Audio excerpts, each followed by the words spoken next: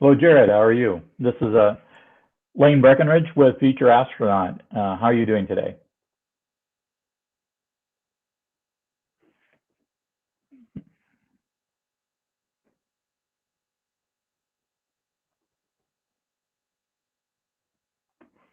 Oh, we seem to be having some technical difficulty, Jared. For some reason, I'm not able to get your audio um, at this time. Hold on a second. I wonder what's going on. Um,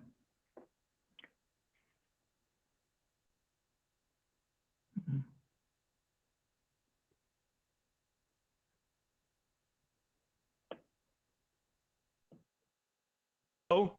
Can you hear me? I hate technology at times. I think my microphone is going bad on the phone. That might be why.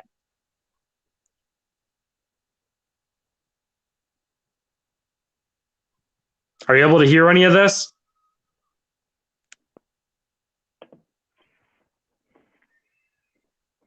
Can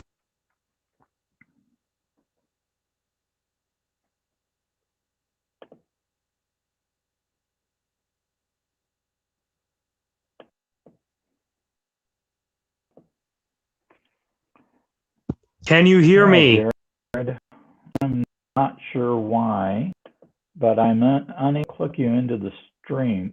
There, I added you again. There we go. Hello? Can you hear me? And I see you have audio, but I am not able to hear you at this time. So you can't hear anything I'm saying We right may now, need right? to give this another shot at a different time. Do you hear me at all, Yeah, I can. Jared? Yeah, I can hear you. You do. But do not hear you. That is, For some reason. my mic I isn't have you muted. out mute. You're not on mute. We are good to go. Well, we'll do the best we can. I still show you added to the stream. Why don't you explain what you do as a TOSC specialist at NASA at Kennedy Space Center? It is the most exciting place to be from my perspective. I've been there several times over the past year, and it is exciting.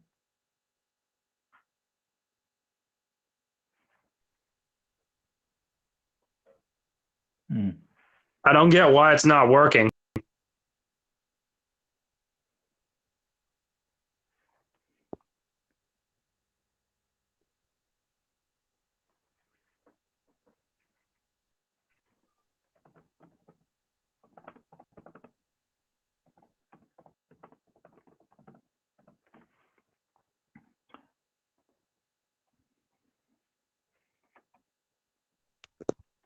Hello? Can you hear me? Hello? Can you hear me?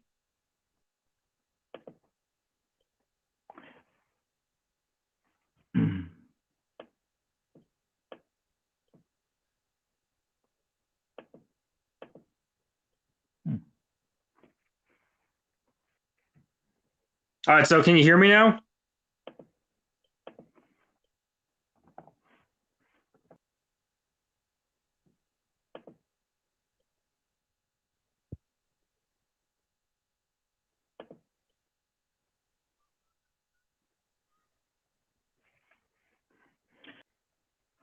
Well, fun. I'm sorry, Jared. Can you hear I me at have all? not. One of the challenges I have is I am sitting out here in Van Horn, Texas, getting ready for the upcoming launch of Blue Origin with 6 astronauts, hopefully to be on board. I'll see if I can change some of my sound settings and see if I can do a better job. Because mine, it shows that I'm talking, but I don't know why you can't hear me. I switched to the computer sound and just turned off the Bluetooth. So do you hear me now? Can you hear me now?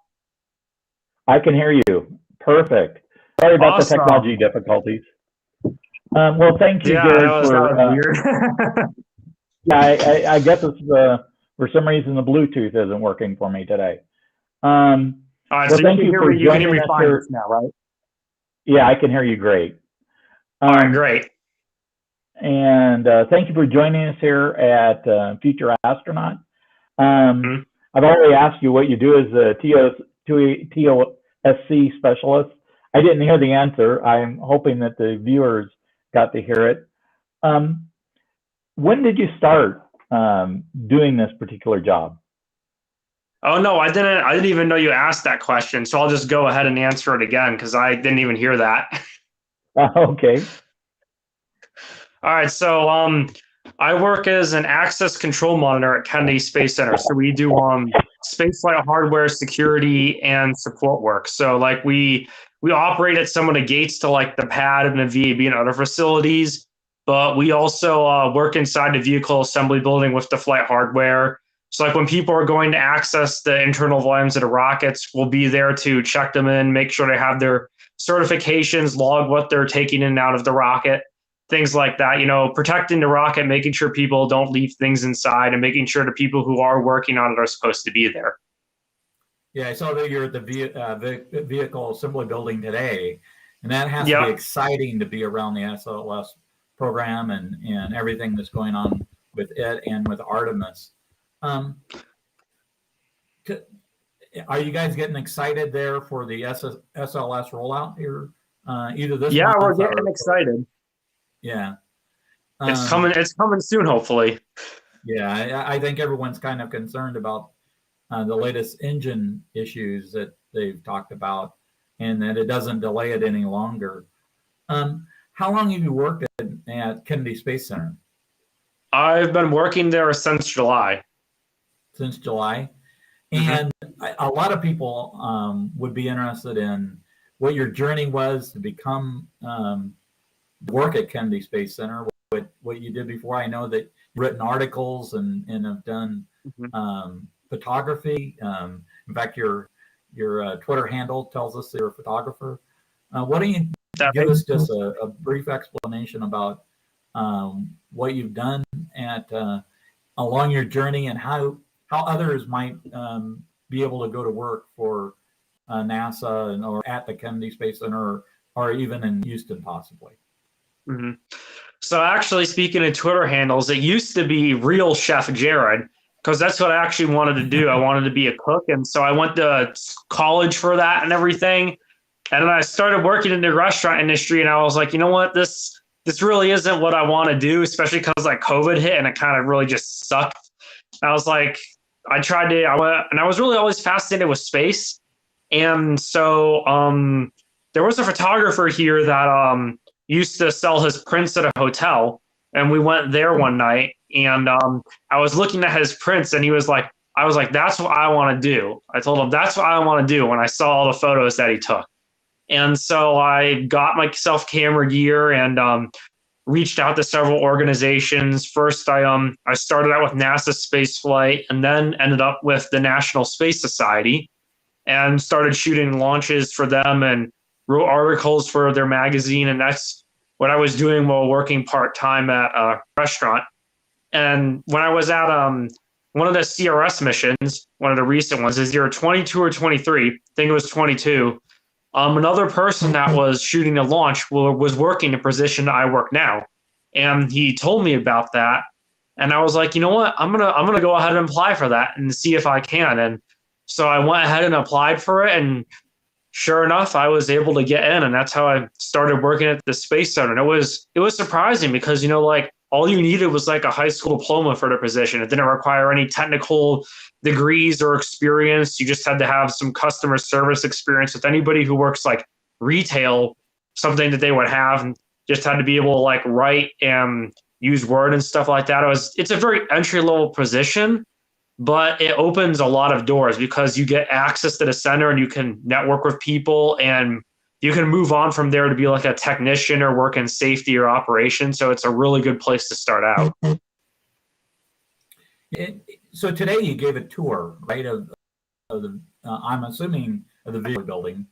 Tell us about that. You don't need to tell us who you toured, unless you want to, unless you can. But why don't you tell us about that tour, and what is it like to explain what's going on there at Kennedy Space Center? So the tours were for people that work at the Space Center but might not have access to the vehicle assembly building to see the rocket that they're working on as part of the Artemis program. So these were, to get employees in to see their hard work that they've been working on for years. And so I reached out because they were looking for escorts, and I reached out saying that I wanted to be one. And so that's what I was doing today for about 4 hours, was shuttling tours around the vehicle assembly building so they could see the rocket that they work on. And they were able to take photos and post them, because normally you're not allowed to take photos and post them inside there, but they allowed it for this. So a lot of people were really happy. They were like able to take a selfie with the rocket and be like, yay, there's my work right there. But we saw your photo as well, standing in the vehicle assembly building. That's awesome. When did you become interested in space? You said that you were considering being a restaurant. I've seen you've worked as a bartender in your past life. Well, when did you become interested in space? I don't know. I remember going to Kennedy Space Center for the first time when I was very little, and I have a picture of me standing next to a J2 when they used to have that out in the rocket garden. And remember, that was back when the tours went inside the space station processing facility. And I can vaguely remember looking through the windows at like whatever modules they currently had inside the space station processing facility.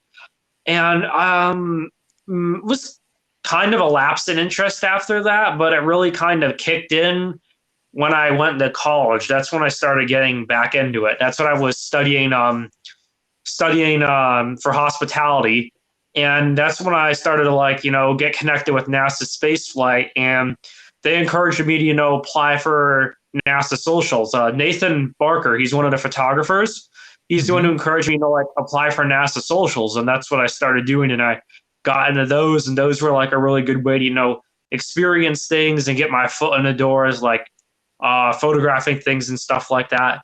So I would say right around when I got into college is really when it started out. And I can remember also back when I was little, when we went to stay at the Ron John Resort, we saw a shuttle launch from the beach, and that was awesome. I wish I was a bit older because I don't remember which shuttle it was, and neither do my parents, but I know there was a shuttle launch that we saw from there.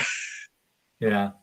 This is nearly like the second dawn of space age. You talk to people, you hear people talk about the 60s or in the early 70s and how they're so excited.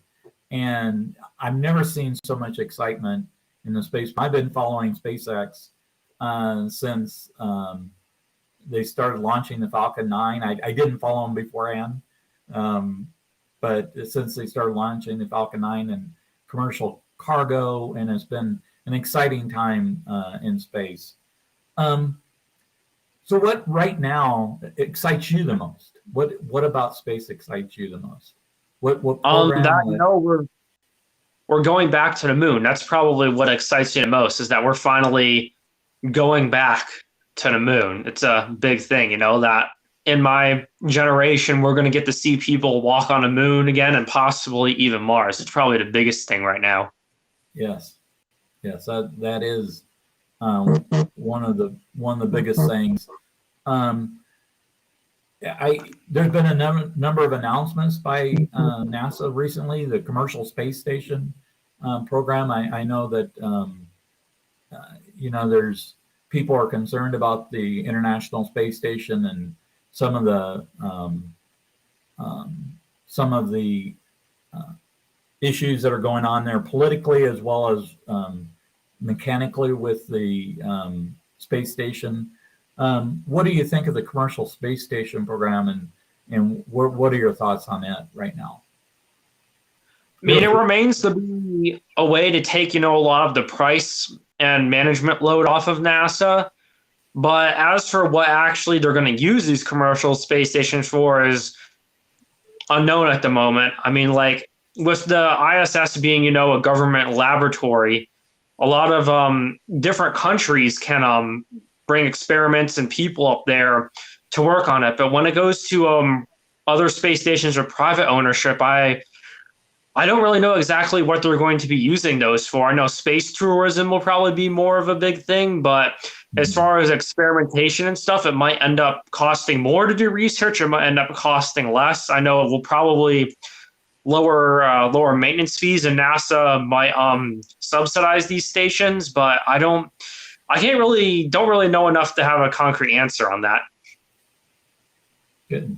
Yeah, I saw that Kathy leaders announced the 3 companies being awarded for design funding for a space station. That sounds really good. And so you've been at NASA for a short time. You're currently giving tours. What else does a TOSC specialist do besides security and tours, and what else do you get involved with? Well, here's a fun one. When the rocket rolls out to the pad, we're going to be on the mobile launcher with air horns doing bird watch. It's basically where we stand around air horns and honk at birds that are on the rocket to get them off of it. Seagull, get away from there. Yep, they used to do that back in the shuttle days as well. Oh wow, I never knew that. I went like you. I went to a shuttle launch, but I don't recall which one it was, and it was exciting and very very much. I remember being much more noisy and the vibrations just being so much greater than the launches that currently can be with Atlas V or the Falcon 9. So you're looking at doing other things at NASA in the future. What role in the future would you like to? Well, hopefully I'd either want to go on to become a technician and actually like work on a rocket, or go into public affairs, like giving tours and stuff like that, or helping out with disseminating information and things like that. But that one's a little bit more technical than the job I have now, so I don't know if I'll be able to get with that. But I have been trying to network with people in public affairs, and I actually did some on the tour today. I was talking to our TOSC public affairs person about future tours and stuff like that, and wanting to help out with those. So we have a couple questions that are starting to come in on the stream. And the questions is it called to combine a hobby and a job, or is it an opportunity for making a step in your career? Well, it definitely was difficult, because when I got on the job, they told me that I wouldn't be able to do the spaceflight media photography anymore. I was told that was a conflict of interest. So, I did have to sacrifice one thing to get the other. But honestly, I can't look back. This has been like the greatest thing ever. So it was nice while it lasted, but I kind of had to say, okay, that was good while it lasted, but we got to set that aside and take on the responsibilities that I have now, which are a lot more special and important. And actually, I think that answered the next question. Someone who's on the stream said, "Hey, I've got 4 of your prints, and will you be continuing to take photos?" And that answer is I know who that is. I know who that is. I know you're watching there, Sammy. There we go. Yeah. When it rolls out, when the rocket rolls out, we are allowed to take photos of that. So hopefully I'll be able to make a print of a photo that I take when it's out at the pad or when it rolls out. I don't know the rules around that. Given that it's not for media usage and just personal, probably shouldn't be an issue. Post it.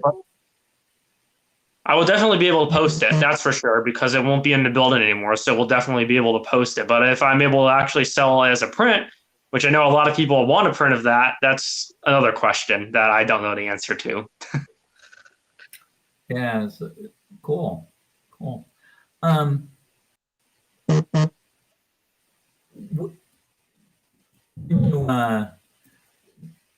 so when you're doing your work with the SLS, I'm sure that you're under strict confidentiality. You don't get to share a lot of what you know on social media. Yeah. Yeah, so that's kind of a bummer because you've probably a lot of friends both in the journalistic world as far as from your prior jobs as well as your work otherwise. Let's see so you would like to become a technician. Are you planning to work for NASA proper, or would you like to go to work within the industry? Getting to work for NASA proper is a lot more difficult than becoming a technician. It will require a lot more work to actually, get that white NASA badge. But continuing to work with the company I'm with now is kind of what I'm looking at, because their ERC is a pretty good company, and I have enjoyed working with them and the CEO and the people that support me. So I'm just continuing to work with them for now, but hopefully one day in the future I can actually, work directly for NASA if I can ever get to that. Yeah, there's a number of people that I know that are working for a contractor of NASA as well. Why don't you tell me, tell us a little bit more about ERC and who they are and what their relationship is to NASA. So ERC is an engineering, research, and consulting company, and they're one of the three main contractors for exploration ground systems and test operations support contract, along with Jacobs and Aerodyne, Jacobs being the biggest. And I was originally actually supposed to go on with Jacobs, but I ended up going on with, a few of us actually ended up going with ERC.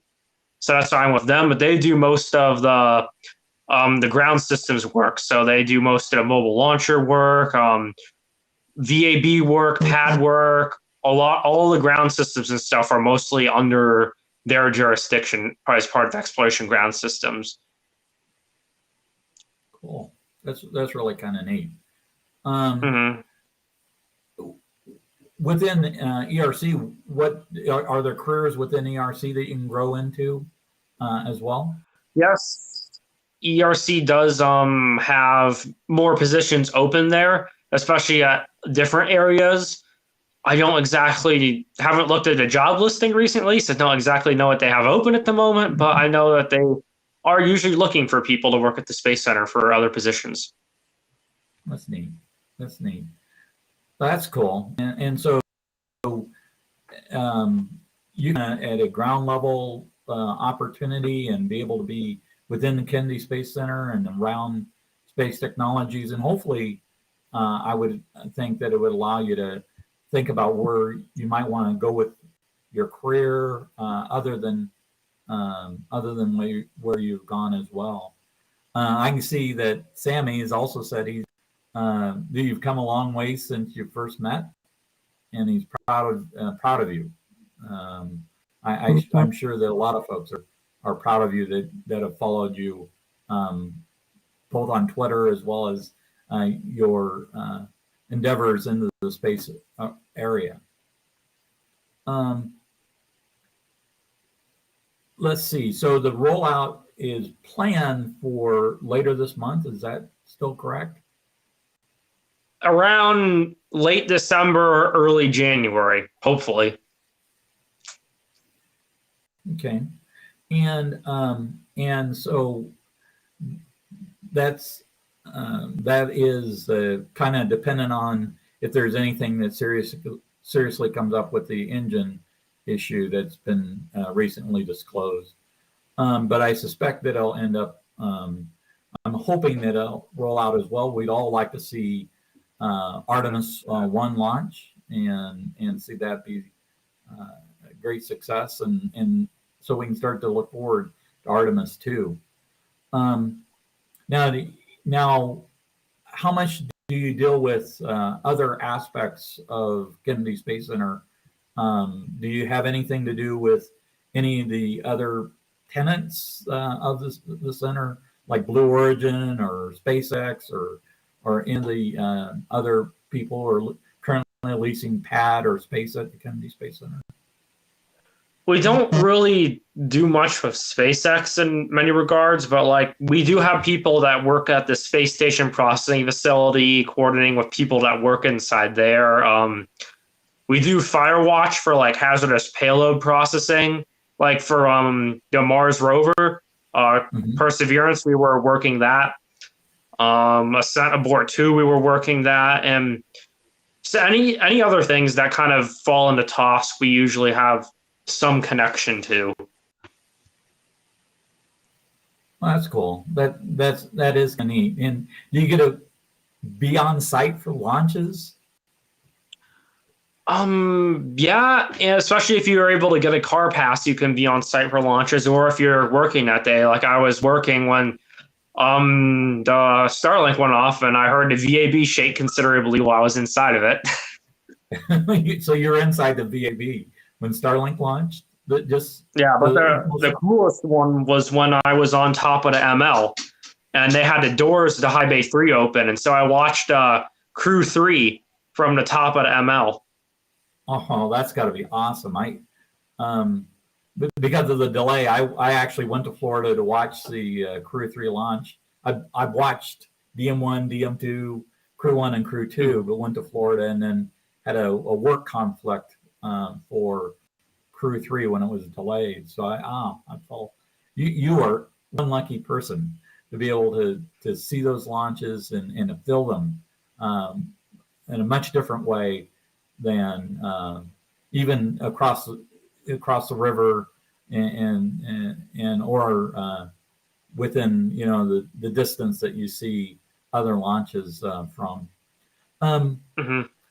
Yeah, so I'm looking forward myself to seeing Starliner go with ULA. One of the reasons I do is because I'd like to see that program come to fruition and be a total success. How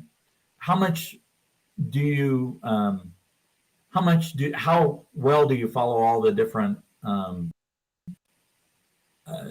companies that have activities going on the center premises, and how well? I know you follow space because you retweet a whole bunch on Twitter. So why don't you tell us a little bit about what you're excited about? What projects other than Artemis are coming up that you're excited about? Definitely the launch of New Glenn. That's something that I'm really looking forward to, is seeing a new rocket join the Space Center. Yeah. So, how was your time at National Space Flight, and did you enjoy doing journalism? I know you wrote some articles for them. How was that time? Time with National Space Society was pretty good, especially because they allowed us to write for and take photos for their print magazine Ad Astra, and they got to know the president that I was worked for the NSS during that time, and I was working under Jeffrey Notkin. He's a great guy. He did the Meteorite Man TV show, and he was just a great person to work with. And I've helped bring some other people on. We got Dustin Smith and Sean. They're also shooting for NSS as well. And actually, Sean just got a NASA internship. So he is actually going to be out there with me. Cool. That sounds really neat. You know, there's a lot of history that goes on at the vehicle assembly building. What's it feel like to walk onto into the various facilities at Kennedy, knowing all the history that's occurred there, from the Saturn V and the shuttle assembly to now the SLS assembly? So definitely one of the coolest things is when you're walking into the VAB through the transfer aisle, it's like a time capsule. Because you walk in the front door, you're in the low bay, and that's where the old Apollo platforms that they don't use anymore are. So they have a few of those that are still there. And then when you keep walking, you go by High Bay 1, which has the old shuttle platform still inside of it, and a shuttle launcher platform. And then you keep walking, you arrive at SLS. So it's kind of like a little walk through time from Apollo to shuttle to SLS, and you're walking down the transfer aisle. Cool. That has just got to be just an inspiring moment or an inspiring walk to be able to do that and to understand what that's like to have all that history. It's not been that long ago, although 50 years is a long time. It's not been that long ago that was a very busy building with Saturn V's going less than every 6 months in launching. So when the SLS is assembled, how much oversight or how much was your company involved during that period of the actual assembly process? Were you able to actually be in the building during the assembly process? Well, I was there in July. Pretty much everything up to the Orion stage adapter was on there. So the ICPS was the highest thing that was currently on there when I joined, and we were in there when they were putting on the Orion stage adapter and the Orion mass simulator, and we were there when they took those off, and we were also there when they brought the Orion and put the actual Orion capsule on there. Although we had to be outside because that was a hazardous operation, we weren't actually inside the VAB when they put it on. But I did get to go to LASF and take photos with it before it rolled out to the VAB. Cool. That sounds really interesting. So right now we're looking at launch in mid-February and of SLS or Artemis 1. So we're looking forward to that. And I'm assuming, given your small contribution, that's going to be a moment when you're going to be the most proud of what you've done at Kennedy Space Center. For sure. Yeah, I'm looking forward to being down at the Cape for that particular launch as well. You see a lot of activity within the commercial spaceflight arena. Less than a week, we have Blue Origin about to launch 6 astronauts or 6 future astronauts into space. And so I just got hold on a second.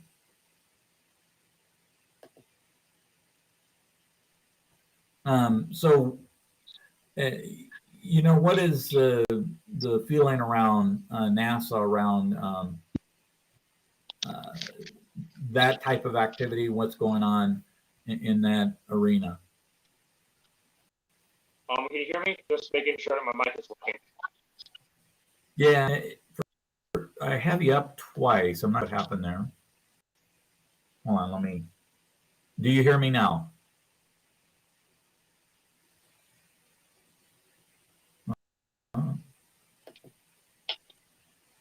Yeah, my phone died. That's why it disappeared.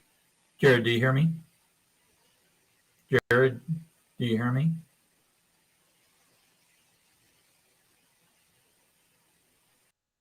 Bring me back. I can hear you. Well, we seem to be having streaming difficulties with Jared right now. For some reason, he's dropped off. I can actually see him attempting to connect. Are you back, Jared? Can you hear me? I can hear you. Yeah, sorry about that. My phone died, so that's why there appeared 2 of me, because I had to connect with my tablet. My phone was about to die. Okay, I was wondering what happened. I lost you, and I saw you pop in twice, and so yeah, it's one of the things with today's technology. You can't; those little batteries just wear out. We were talking about commercial. Go ahead. I'm getting a new one hopefully one day. The one that I was using, the battery is going bad, and so it died. And the charger port doesn't work, so I couldn't charge it while we were talking. So next week we're going to have hopefully 6 new astronauts. What are your thoughts? What's the space community think about Blue Origin and their suborbital flights and so forth? I don't know, like it's a complicated topic, and I could go into some really spicy opinions about it, especially some of the ones that I have. And it's good that that people are going to space, but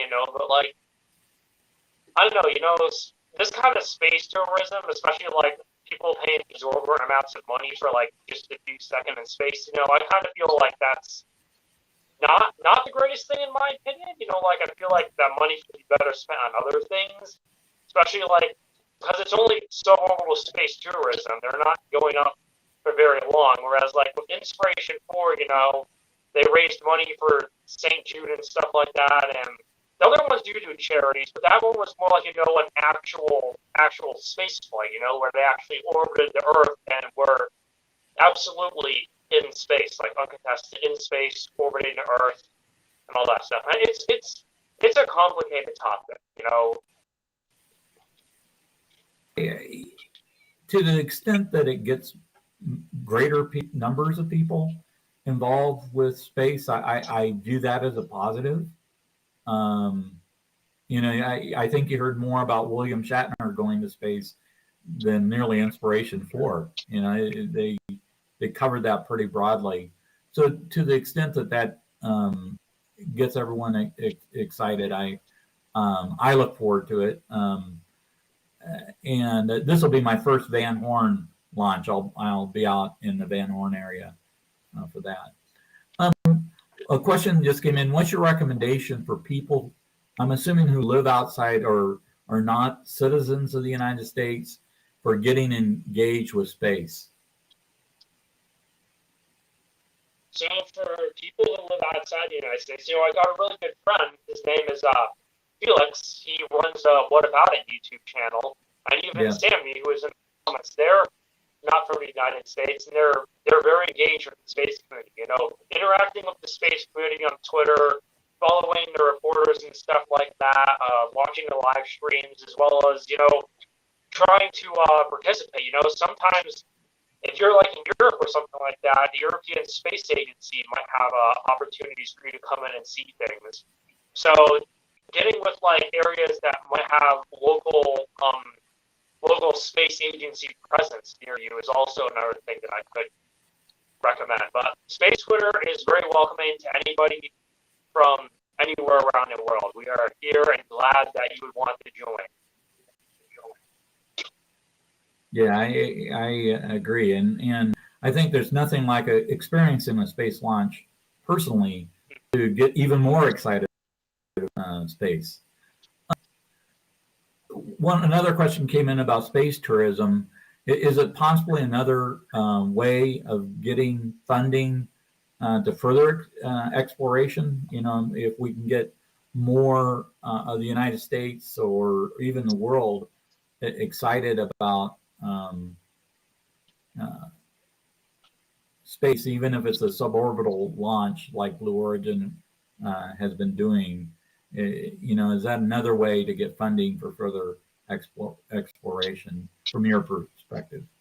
Here's the thing, is that the suborbital launches really are not exploration. They're more like tourist trips. Sometimes they do carry science experiments from NASA and other organizations and companies on them, but most of the time those are just for private tourism. In order to fund more space exploration, that's more of moving to a political side, getting the government to actually take more initiative to give NASA better budgets, let NASA have more control over what they want to do with the money and where they want to allocate it.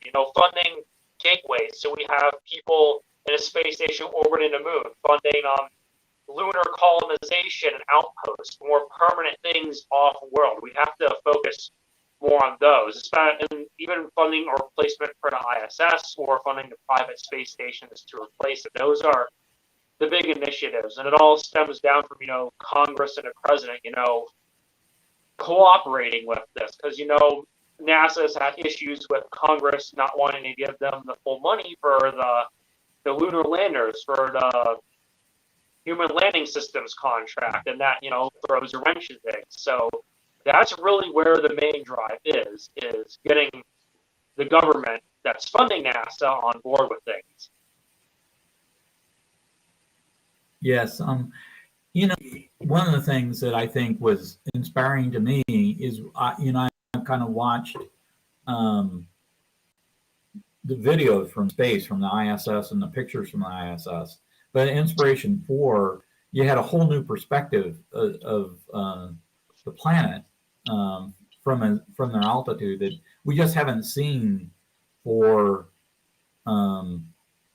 several years. And I'm not even sure when they did the Hubble servicing program, when they did that last launch up to the Hubble, which was around that altitude, whether or not we got some good shots of looking back at the Earth from that mission. But it was certainly a different perspective, and I believe Artemis is going to bring even more of a perspective to people as we go forward. Are there any other questions from any of our viewers on the live stream? One of the things I'd like to do is really thank you for taking the time. Maybe what we can do is we'll do a live interview actually down when I come down for one of the maybe the launch in April, the Crew 4 launch, which I plan to attend as well. I'm kind of holding off on Falcon Heavy. I've gone to Falcon Heavy launch, and I really will return to launch site. We did get one more question. Do you have an opinion of the current NASA administration? Is it moving forward? Is it more of the same? And I know a lot of space community really was critical of Jim Bridenstine initially, and then became more as he was involved with the program. What's your opinion of the current NASA administration? Well, I have to say that the current administrator is the one that I know, somewhat more personally, because I've actually gotten, shake hands with him and talk to him a little bit. But Jim Bridenstine, I kind of wish that Bridenstine stayed on. He really, everybody thought, he was an outsider. He's really bad, and Trump was nominated him, and there was a whole bunch of controversy around that. But then he turned out, he showed up and, got things done. He really hit it home for, driving interest in space. He spoke really tough on things. He gave great speeches. He really was when you listen to him talk, he really motivated, especially when I got to attend his speech at Moon to Mars event in ONC. Listening to him talk was really inspiring. He was a really great administrator. I'm hoping that Bill Nelson can also, follow in his footsteps. He's got some big shoes to fill in that regard. And, Bill Nelson is continuing to support SLS, and that's good for us and the Artemis program, keeps our jobs, helps keep that rocket going. And, they need to, again, more openness with working with commercial partners as well as important. Bridenstine was big on that, and hopefully Nelson continues that, working more closely with the private industry on things like SpaceX and Starship and other things like that. Because, we're more dependent on that now that we've opened to it. Our lunar lander is being built by SpaceX. So, we got to have very close coordination with them on those things. And so Bill Nelson has definitely got a big job ahead of him. And I mean, I don't really know him that well other than Haven't gone and shaken his hand and talked with him and said hi, but I think the outlook is good for now. Good. One thing that Jim was great about was coming up with a byline, right? He, we're going to land, we're going to have U.S. rockets launching U.S. astronauts from U.S. soil. And it's something that I think people could get excited about. Bill's not quite as dynamic, but Bill has been a great supporter of Artemis. He's continued the program. If you think about every administration we've had has scuttled what the prior administration has done up until this administration. And this NASA administration, they've kept Artemis running and so forth. One thing that another viewer is putting this on commercial providers would be good for Europeans too, and I think we all agree with that. And the sooner that, one of the things I've even thought about is, Elon just announced that he's going to they're starting construction for the Starship launch facilities at Pad 39A. And I'm not sure what starting means, whether they're digging the cement pylons that ran forever down in Boca Chica or what. But it does sound like they're getting ready to start having activity, which will be an exciting, because it's, right now everyone's got live stream cameras pointed at Pad 39A, and you can tune into one of those on YouTube at any time. So it'll be kind of fun watching that activity along with what's going on in Boca Chica. Are there any concerns about Artemis other than funding at NASA? Well, my main concern is hoping it doesn't end up like Apollo. And we're like, no, Apollo was very successful, and even then it still got canceled, which was really disappointing and a bad decision, honestly.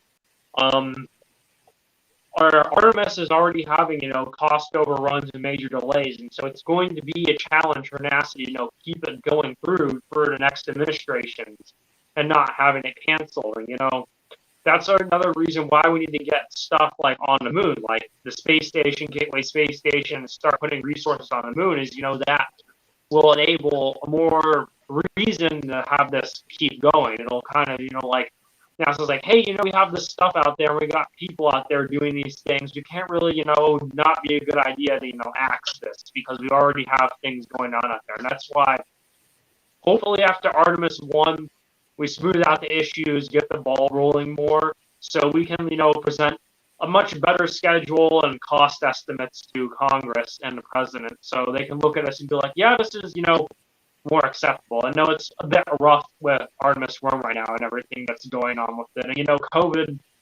didn't help either in regards to that. Yeah, that's been a kind of slowed down all companies. If you even SpaceX, to a lesser degree, somehow they've managed to pull their way through it. But I know all companies have been somewhat slowed down by the COVID and the pandemic. One thing that so what would be great is if maybe we can come back at a future time and talk about the rollout. I think everyone will be excited about what your thoughts are. I've had shooing away the birds and getting the birds sent on their way, and really your experiences, just what you felt, what you saw, what you heard, to the extent that you'll be allowed to share it. I think that would be I think everyone's going to be excited about that. I know I am excited about not the SLS rollout, and especially Artemis 1. I'd like to see that be successful. And it's going to be required if we're going to go back to the moon.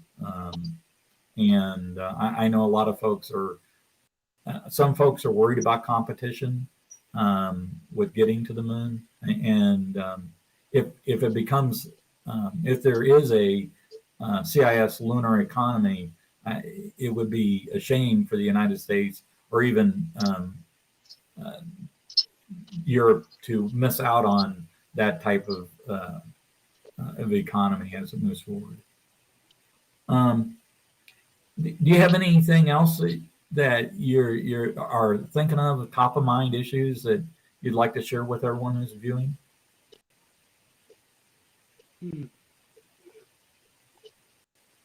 Not that I can really think of, honestly. Well, we'd be glad to have you come back in the future and chat with the group. Thank you for being part of our Future Astronaut broadcast today, and we look to speaking with you again in the near future. Thanks for having me. Thank you.